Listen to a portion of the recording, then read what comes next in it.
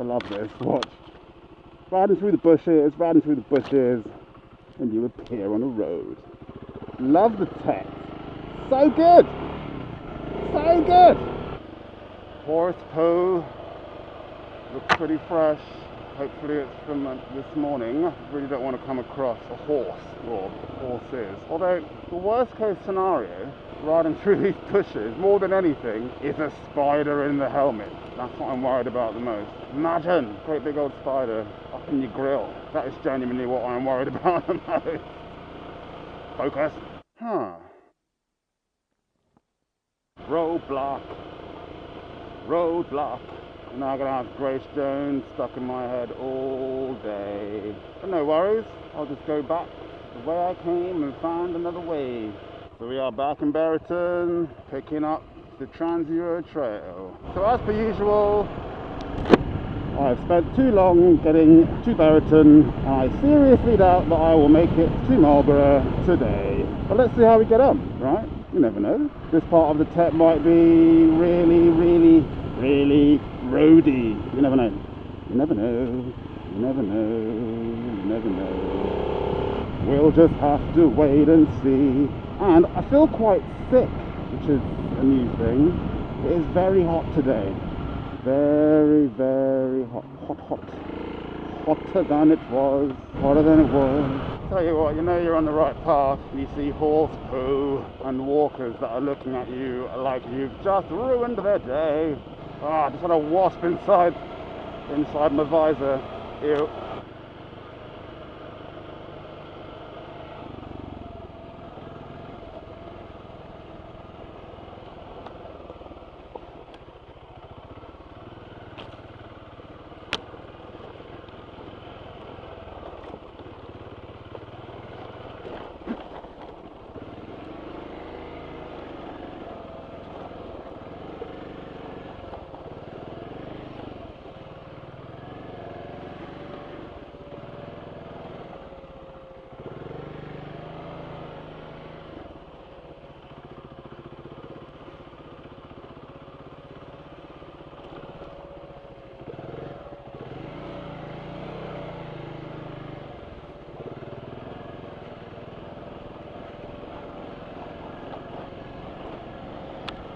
This is rotted out to... Here we go.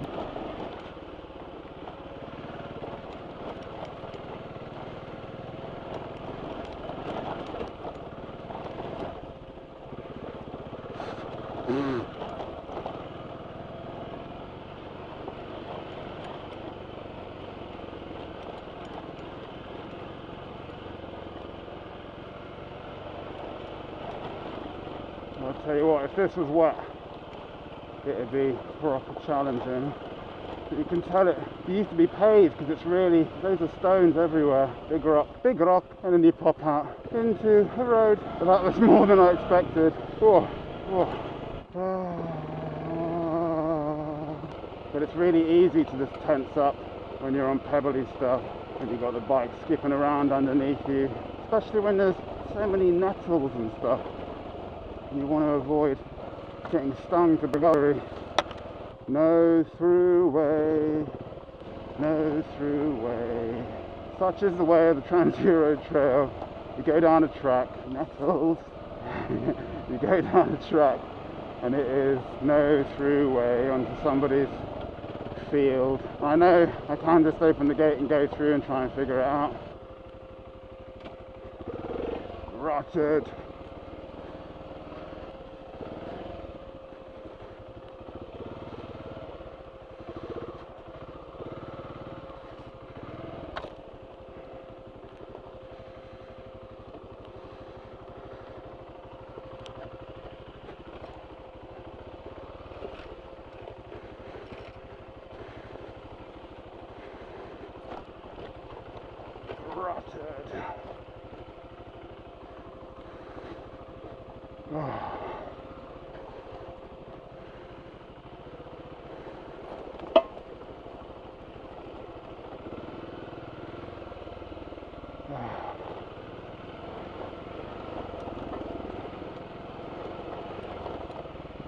That'll definitely freak out Michelle. Nice and steady. don't want a bent rim or a flat down here. It's a long walk back to, it's a long walk back to Signal, essentially. So yeah, so there is an element of danger to this, doing it by yourself. Remember we were in Thailand, they said the golden rule was, if you're going to go and do any sort of vague off-roading, don't do it alone. If you come a cropper, you are on your own. I got like 2 flies in my eyes, 2 flies in my eyes, and I am sweating like a pig. Yeah, so in future I need to put all my stuff in my little mini Wolfman panniers and make sure that the ventilation on my jacket is free to ventilate me. I am boiling in this bag, boiling in my bag, boiling in my bag. Ooh, I don't even know where I am. I think I'm somewhere near Alton.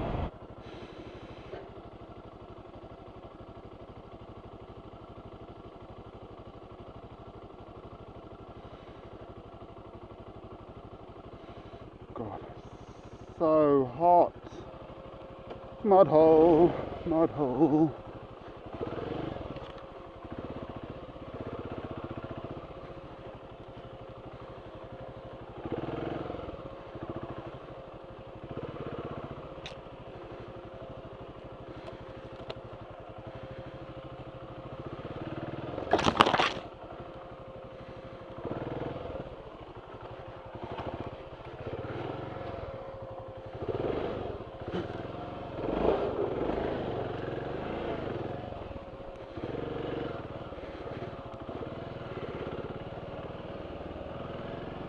Whew. Whew. Someone's been looking after this. So again, the dangers of riding by yourself.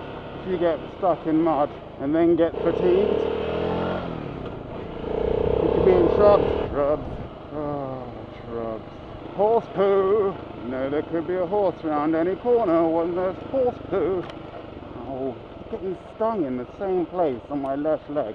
Really, really starting to burn. Starting to burn.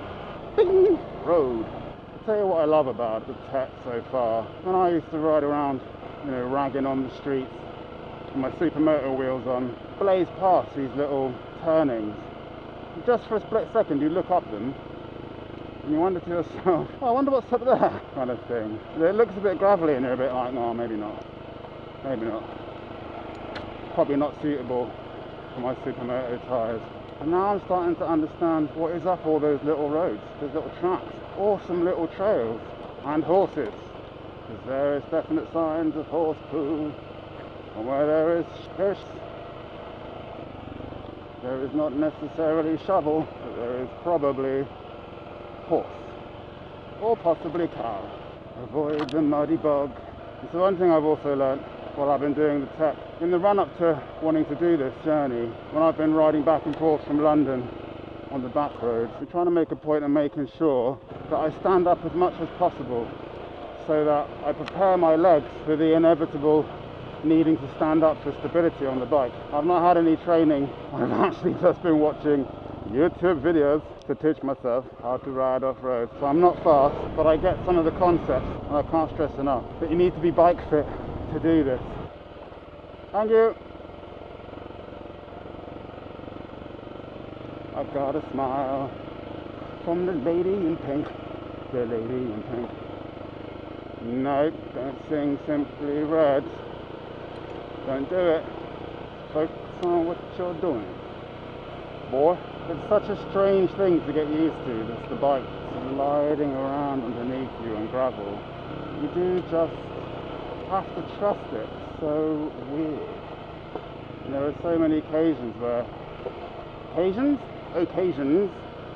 you feel like you should just jump off and let it go. You just have to be confident that the tyres will do what they're supposed to do, which they do for the most part, even though it is weird. Don't get distracted. Don't get target fixation, which is really easy with loads of ruts and stuff. You just panic, you see them, you tense up, and it all goes a little bit weird. So yeah, so I should probably just completely confirm that I am a total noob. Apart from riding for a few weeks off-road in Thailand. I'm a total noob to green laning. I'm a total noob to off-roading on a 650. And even though this bike is only a couple of kilos heavier than the 250 I was riding in Thailand, there's still just a huge element of being by yourself, not wanting to go down and injure yourself when you're in the middle of nowhere. But again, I am super excited about doing some training in Wales at Sweet Lamb. Boom! Out of the bush he comes. Wait. Oh, it's gonna be muddy. It's gonna be muddy. Or not. Tell you what really puts me off. It's when flies get in your helmet. It's super distracting. They fly up your nose. And you lose your concentration. And then that's it. You're all over the place. Look at this, man. Beautiful. Just pootling along the side of the field. Hopefully not upsetting anyone. Getting a little bit squirmy on the grass. Out of the bush.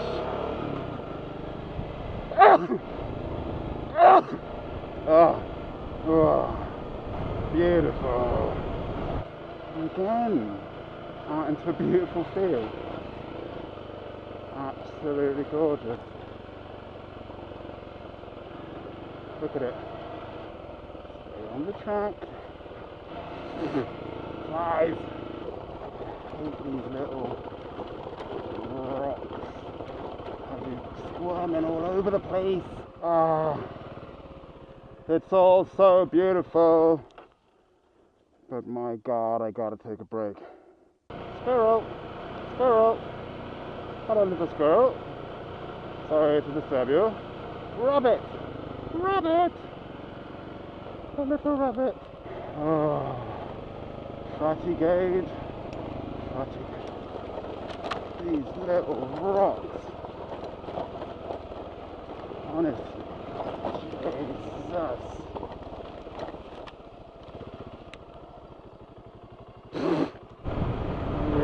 Little beetles all over me. So, do your helmet up. Do your helmet up.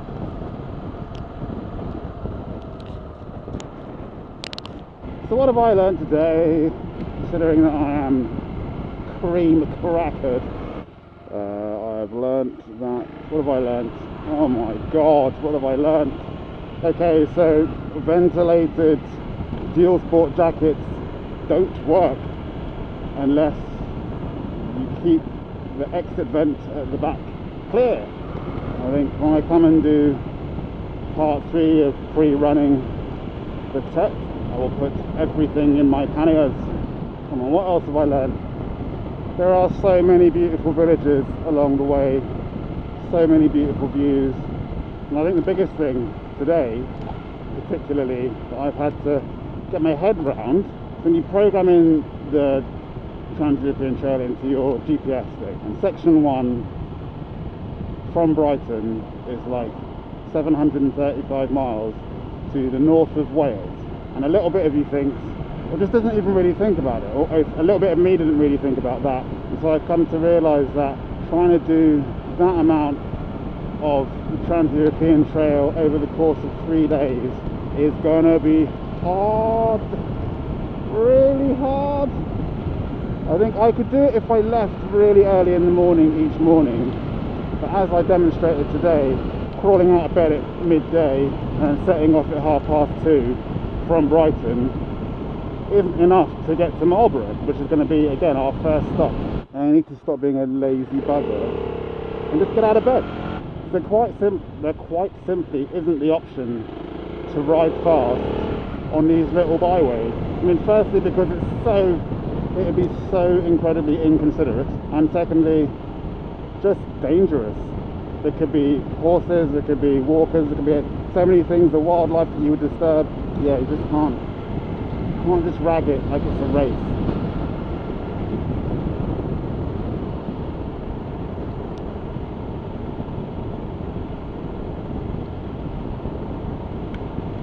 Much as you may want to.